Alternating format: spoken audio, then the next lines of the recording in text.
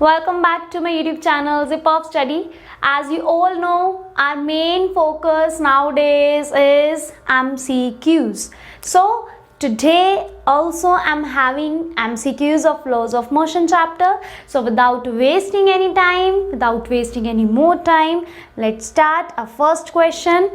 So question is, a cricket ball of mass 150 gram, we have mass 150 gram, has an initial velocity, आपको initial velocity given है in terms of vectors 3i cap plus 4j cap meter per second, right? Mass given है, initial velocity given है and final velocity is minus 3i cap plus 4j cap meter per second, right? So ये तीन factors हमें given है and find the change in momentum. हमें change in momentum find करना है, वो भी in terms of kilogram. Okay, मतलब कि मास को हमें पहले चेंज करना पड़ेगा in terms of kilogram. So let's start. 150 gram is there. इसको अगर आप कन्वर्ट करते हो it will become 0.15 kg, right? ये तो ऑलरेडी मीटर पर सेकेंड के अंदर है, so no changes required. Question is कि आपको मोमेंटम की वैल्यू फाइंड करनी है. आपको वहाँ पे ऑब्वियस सी बात है, एमसीक्यू है तो 4 ऑप्शंस आर देयर, आपको ऑप्शन दी हुई है. But in case of numericals ऐसे हम तुक्का नहीं मार सकते डायरेक्ट, हमें सॉल्व थोड़ा सा तो करना पड़ता है. चाहे अपने माइंड में करो, क्विक, जिसको हम क्विक कैलकुलेशन बोलते हैं, चाहे आप यहाँ पे सॉल्व करो अपनी नोटबुक पे. बट न्यूमेरिकल के अंदर ऑप्शंस का कोई वो ही नहीं है. जस्ट एक तसल्ली मिल जाती है हमें कि अगर हमारा आंसर आ गया तो हम वो ऑप्शन से चेक कर लेते हैं कि येस ये वो आंसर है या नहीं, राइट? अदरवाइज वहाँ पे ऑप्शंस का कोई रोल ही नहीं है. So just solve this question and find the changing momentum. What is the formula of momentum? It is mass into velocity, right? Mass into velocity. Now we are having 2 velocities and 1 mass of a body. Change in momentum मतलब final momentum minus initial momentum. So mass into velocity, mass into initial velocity.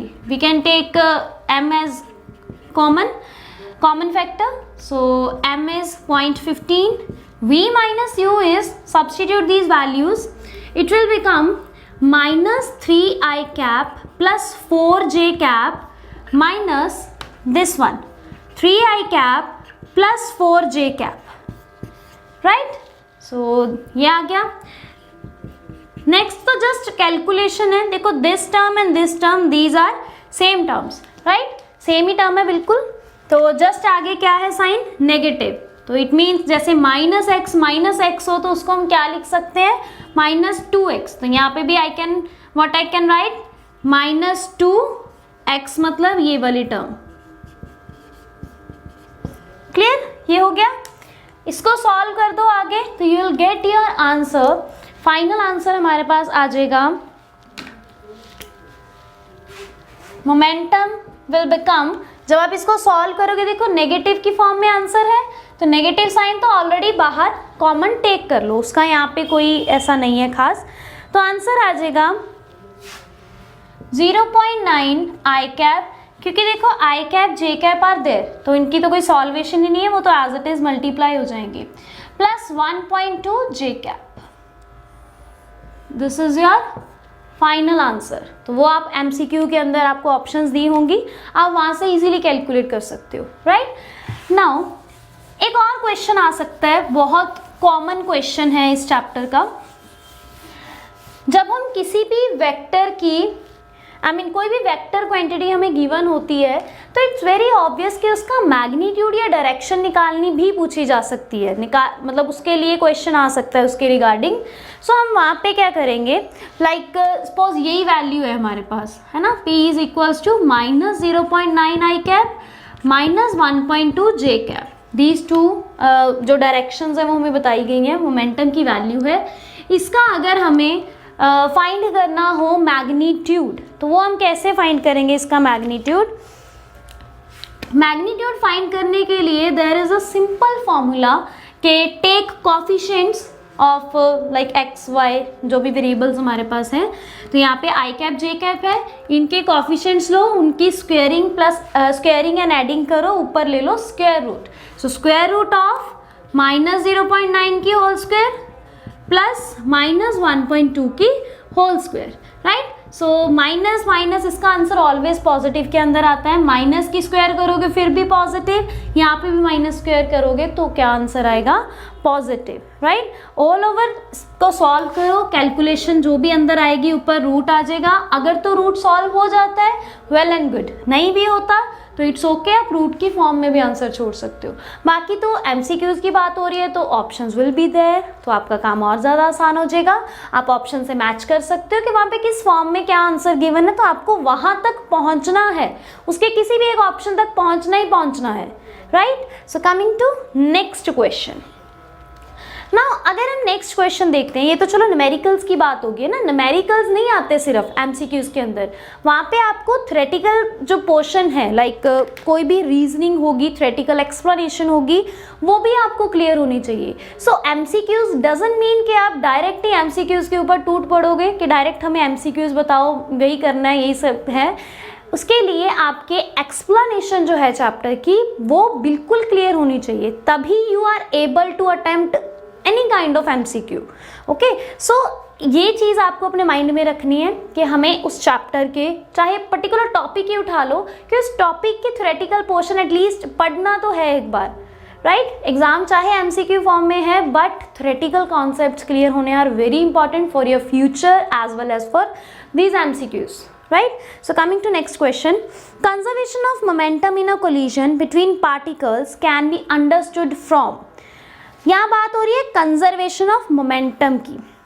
हम theory एक topic आता है theory के अंदर इस chapter की, conservation of momentum, जहाँ हम कहते हैं कि momentum before collision and momentum after collision of two bodies is same, right. अगर हमारे पास दो बॉडीज हैं ए बी, दोनों का जो मोमेंटम है वो like before collision and after collision it should remain same in conservation of momentum. So they are saying कि conservation of momentum in a collision between particles can be understood from, options are conservation of energy, Newton's first law only, both Newton's second and first law, and last option is Newton second law only.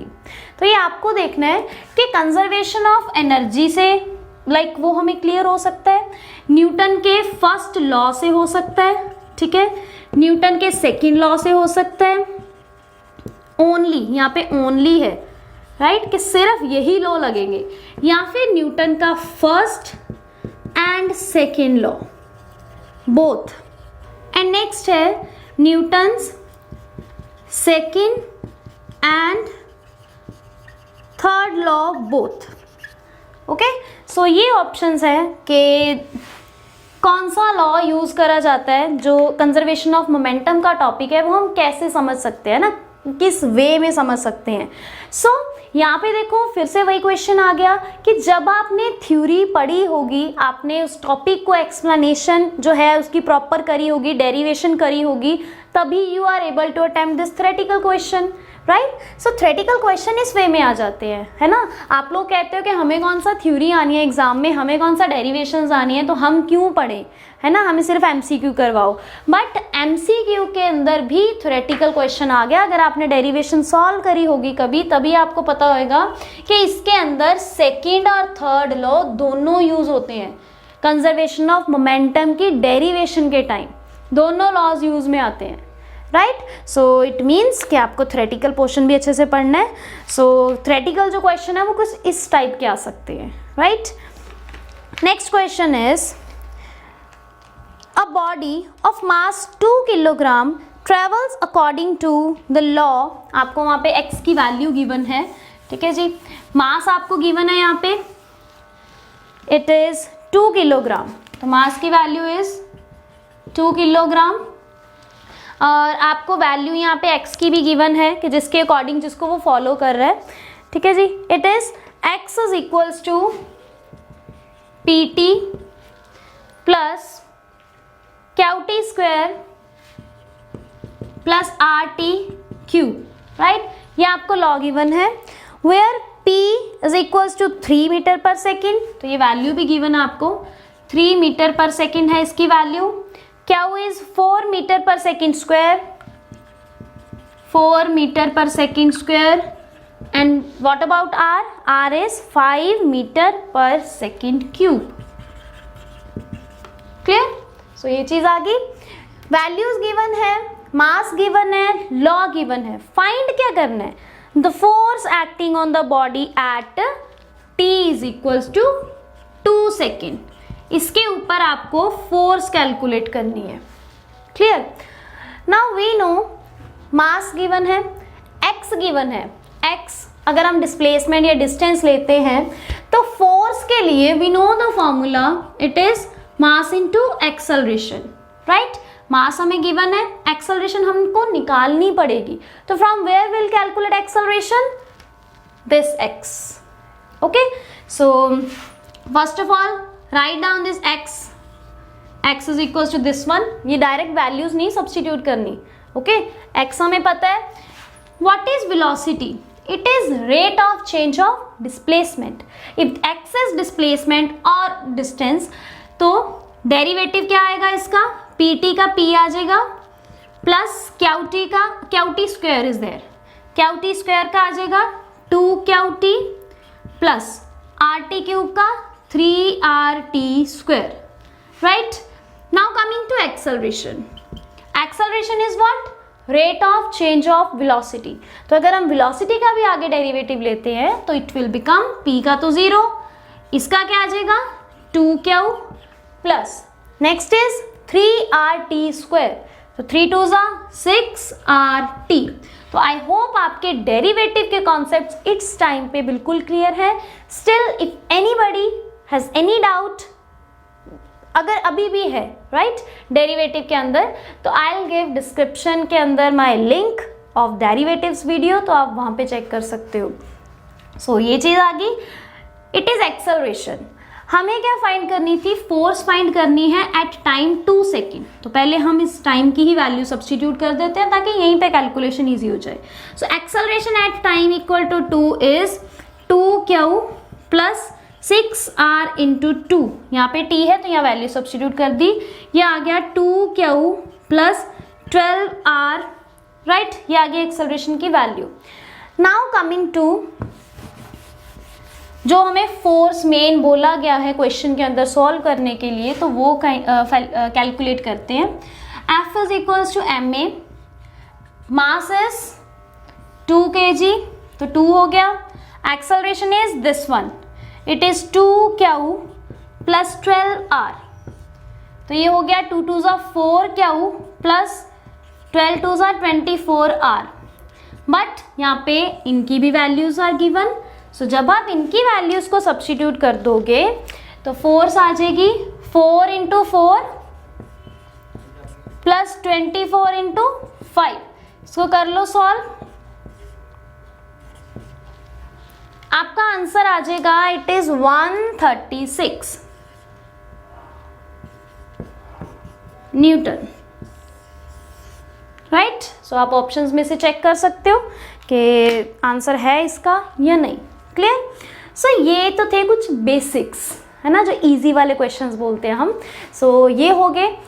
अगर आपको इस type के questions easily हो रहे हैं आपसे laws of motion वाले chapter में से, तो इट मीन्स आपके थोड़े बहुत कॉन्सेप्ट्स क्लियर हैं। बट मेन क्वेश्चंस जो हैं वो फ्रिक्शन वाले पोर्शन से आते हैं बहुत ज़्यादा, सो हम वो भी करेंगे।